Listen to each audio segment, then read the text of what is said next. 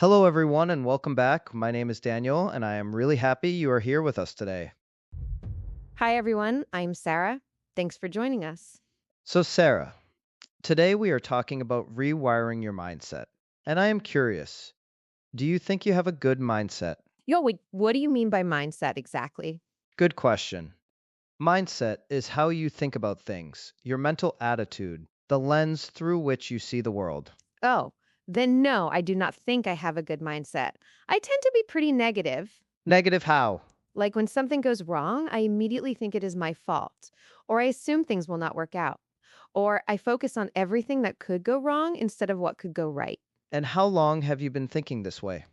My whole life? Exactly. So, this is your default mindset. It is automatic. You do not even realize you are doing it. Right?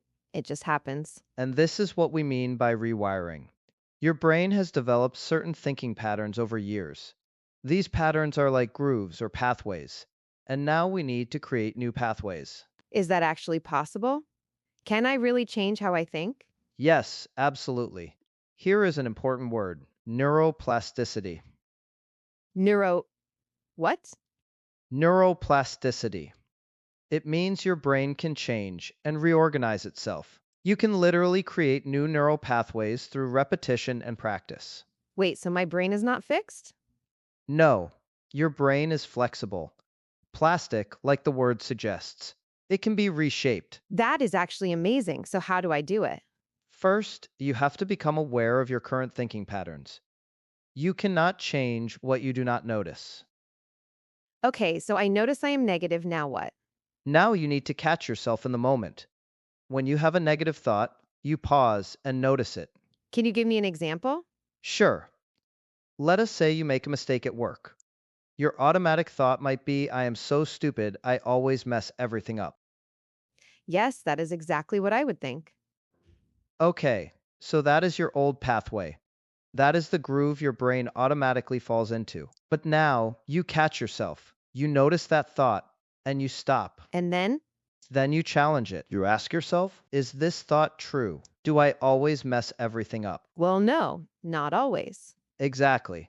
So the thought is not accurate, it is an exaggeration. It is your brain being dramatic. My brain is dramatic? Everyone's brain is dramatic. Our brains have a negativity bias. Negativity bias. What does that mean? It means our brains are wired to notice and remember negative things more than positive things. This was useful when we lived in caves and needed to remember dangers. But now it just makes us anxious and negative. So, my brain is naturally negative? Yes, everyone's is. But you can train it to be more balanced How? by consciously looking for evidence that contradicts the negative thought. So when you think I always mess everything up, you stop and list times when you did things well. That feels awkward. It will at first, because you are creating a new pathway. The old pathway is smooth and easy. The new pathway is rough and difficult. But the more you use it, the easier it becomes. So, I have to keep doing this over and over? Yes, repetition is key. You cannot just challenge a negative thought once and expect your whole mindset to change. How long does it take? It depends. Some people start noticing changes in a few weeks. For others, it takes months.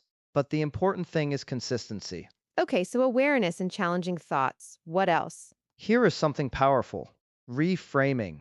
Reframing. What is that? Reframing means looking at the same situation from a different perspective. Same facts, different interpretation. Can you give me an example? Sure, you get stuck in traffic. Old mindset says, this is terrible. My day is ruined. Why does this always happen to me? Yes, that is what I would think. Reframe it. Same situation, different thought. I have unexpected free time. I can listen to music or a podcast I enjoy. I can use this time to relax instead of rushing. Oh, that is completely different. Same traffic, different experience.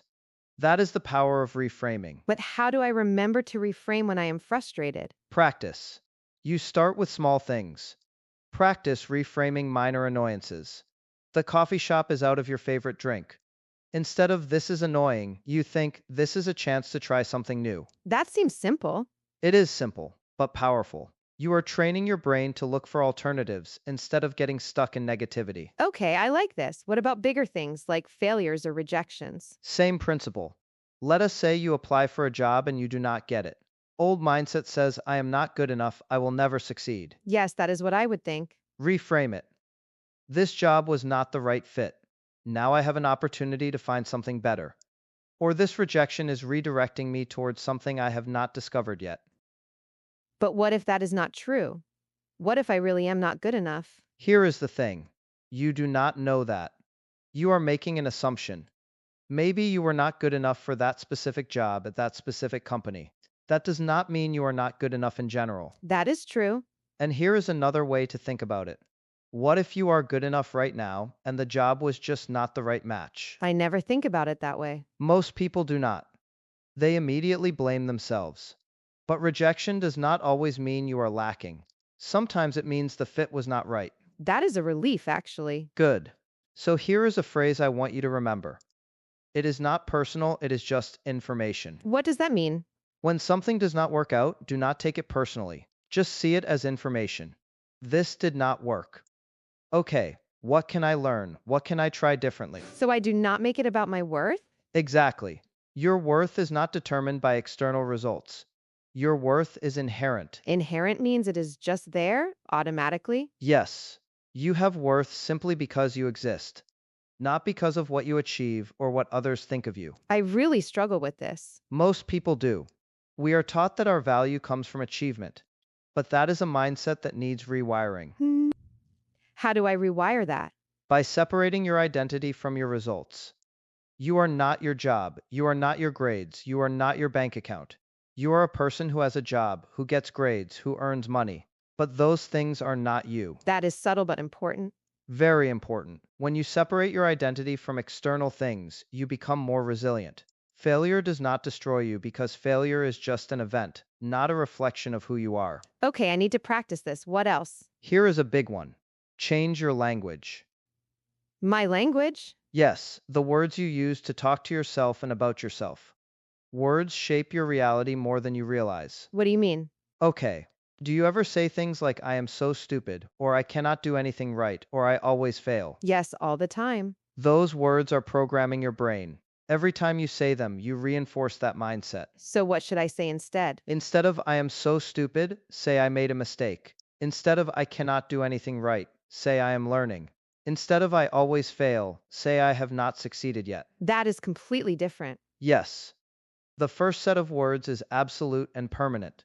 The second set is temporary and growth-oriented. Growth-oriented. I like that. Here is another example. Instead of saying, I have to do this, say, I choose to do this. Why does that matter? Because I have to makes you feel like a victim, like you have no control. But I choose to gives you power.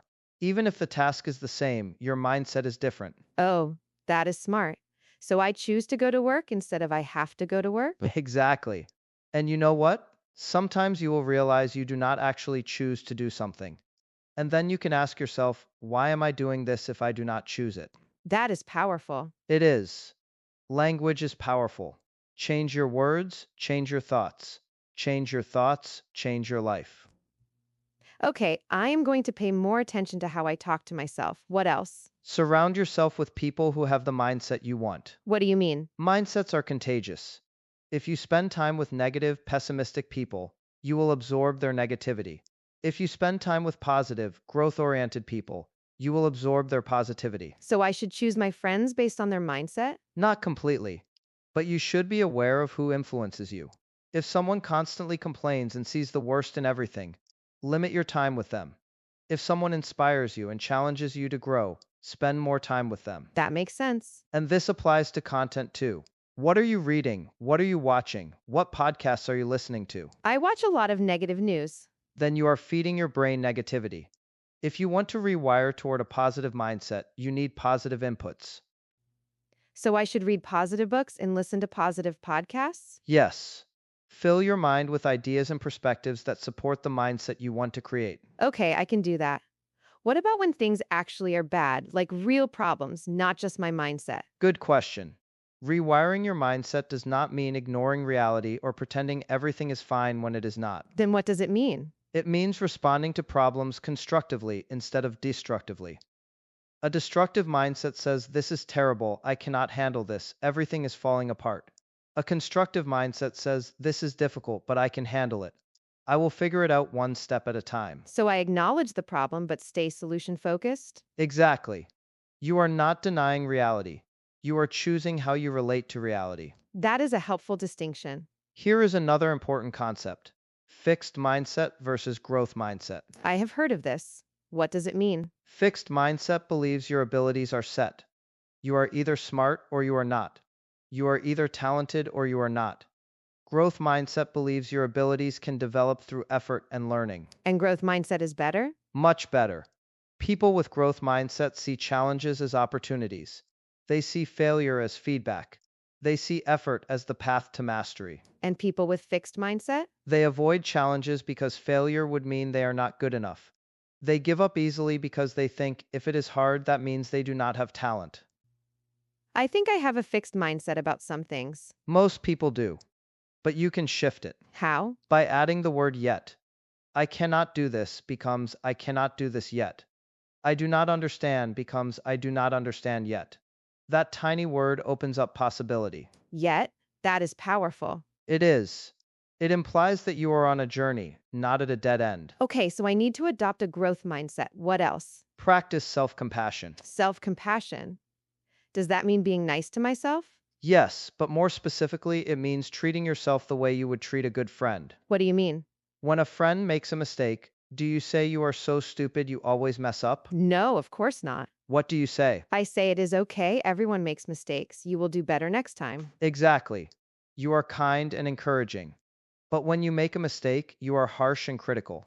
Yes, I am much meaner to myself than I am to others. This is common, but it is also damaging. Harsh self-criticism does not motivate you. It paralyzes you. So I should be gentler with myself? Yes. When you mess up, talk to yourself like you would talk to a friend. Acknowledge the mistake, but do not attack yourself. It feels strange. I feel like I need to be hard on myself to improve. That is a common belief, but it is not true. Research shows that self-compassion actually leads to more growth and resilience than self-criticism. Really? Yes. When you are compassionate with yourself, you are not afraid of failure. You take more risks. You learn faster. When you are harsh with yourself, you become defensive and stuck. I never thought about it that way. So practice this. When you notice yourself being self-critical, pause and ask, "What would I say to a friend in this situation?" Then say that to yourself. Okay, I will try. What else? Celebrate small wins. Small wins? Yes. Most people only celebrate big achievements. They got the promotion, they finished the project, they reached the goal. But they ignore all the small progress along the way. What is wrong with that? Your brain needs positive reinforcement to stay motivated.